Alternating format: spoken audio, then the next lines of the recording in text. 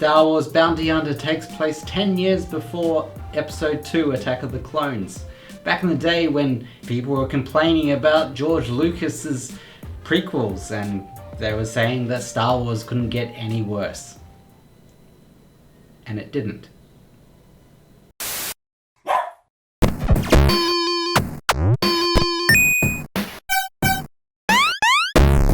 Count Dooku hires out the services of the notorious bounty hunter Jango Fett to take out a dark Jedi. Hey! Jango Fett has to take out a naughty, sexy Jedi named Kamari Vosa. Ew, get away! Kamari Vosa is apparently a threat to Darth Sidious. Spoilers, he becomes the Emperor in Star Wars. Well, Star Wars.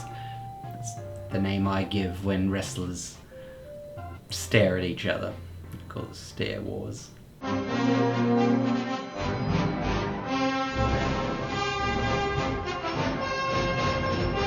So going after Kamari Vosa, Jango Fett accidentally embroils himself in some plans with death sticks and evil stuff.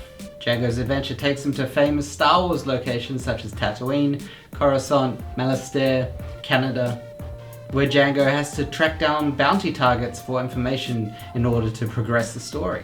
So one of the cool features in this game is you have the ability to scan NPCs around you to see if they have a bounty on their head, and if they do, you tag them and bag them. It can be fun, but it's very optional because the credits you earn from getting these bounties you can only spend on bonus content, so concept art, this comic book, and trading card game, and outtakes, which are outtakes of an animation. This was made during the time when animated movies would put in animated outtakes. I'll close the... Oh, I was going to ask you one thing. Can I do a little physical as if I'm shutting them? Oh, yeah. I'll close the hangar... I'll close the... Where is it? I'll close the hangar blast doors. That should hold them for a little while. How can they be outtakes if they're animated? I mean... Okay, yeah, no, that's the joke. It's just not very funny. And I know funny jokes, I make them all the time. So the combat can have its jank over Fett. So I ended up just capturing bounties when I could. I didn't go out of my way. It wasn't very enticing to me having bonus content being the reward. It would have been nice to upgrade my weapons or armor. For example, it would have been good if I could upgrade the scanner to slow down time while I'm scanning, because it's very hard to scan when things are shooting at you. Hang on guys, I just need to scan you. Scanning all those NPCs just made me realize how weird Star Wars names are. Wuhan, Swinol, Ojo, Hitawa, Luke.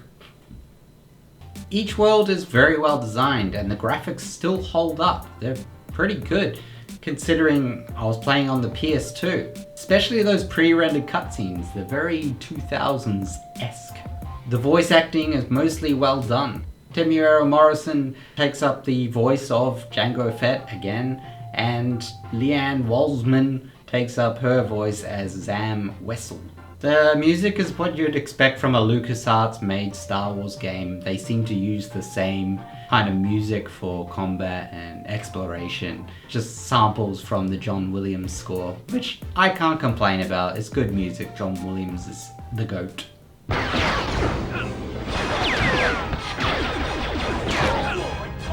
Overall, it looks and feels like a Star Wars game.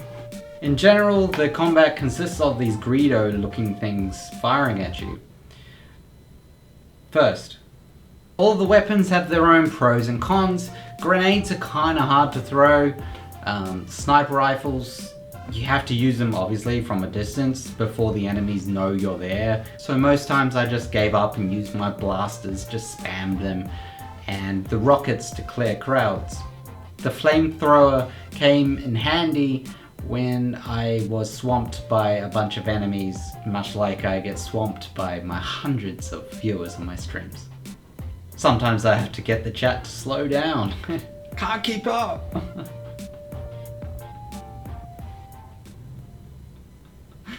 Let's not get too existential. But in seriousness, the game really did need a weapon wheel. Imagine 100 enemies firing at you and you're cycling with the D-pad. In this game, it's real time and you're cycling through and oh gosh, you went past the weapon you want, so you have to go back. By that time, you're dead. It's a bit chaotic because you try not to kill civilians, but they get in the way.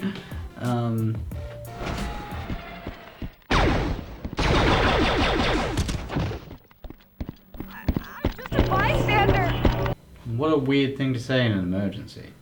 There's no real penalty for killing civilians, but you don't want to because you're a nice guy. Well, Jango Fett's not a nice guy, but yeah, I don't know. I feel like a nice guy. I don't know. Let's not get too existential. So there's these enemies that have rocket launchers and they're total shitbags. They reminded me of my depression because they shoot a rocket at you and you get knocked down. By the time you get up again, another one's on the way, so it's very hard to get ahead. So the combat can have its jank. Oh, Fett. Spazzing out.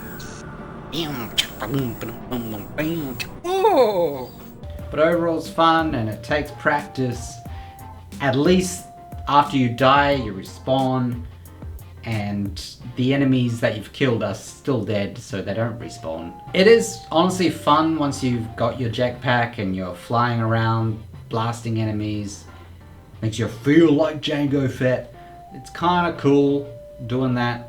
The game does need a remake. I would love a remake, not just a remaster, but it'd be great if they either made a sequel or like a remake where they added the weapon wheel and it was like an RPG and you can upgrade your armor and weapons and it had side quests and more of a sort of exploration to it and wasn't just bonus content that you can unlock. It was actual incentives to explore and whatever. But if bonus content is your thing, then yay.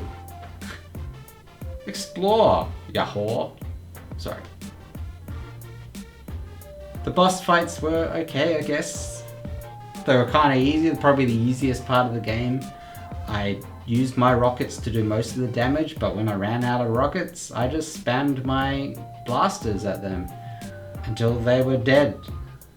I mean, look at this dragon. This is one of the later bosses, and all it's doing is stomping its feet, and I just jump when it stomps, and I just circle it. Woo! Even the final boss was pretty easy, I found. Speaking of combat, yes, that's right. Bats are in this game. Bats! I told you, bats in every game. Much like Santa said there was in every game except Tetris. Remember in that last review I did about that hairy green man and Santa was insulted by the reindeer head? What the fuck am I saying? Sometimes I just listen to myself talking when I'm doing this and existential. I'm not gonna get too existential. I've heard good things about the remaster of this game and I'll probably pick it up eventually, but I would have liked some modern quality of life additions such as the weapon wheel I mentioned earlier and slower scanning so I could enjoy being a bounty hunter a little more. But overall the game is well made, the graphics are good, the music's great, the voice acting's pretty good, and I'm glad I played it. It gets an 8 out of 10 from me. Why?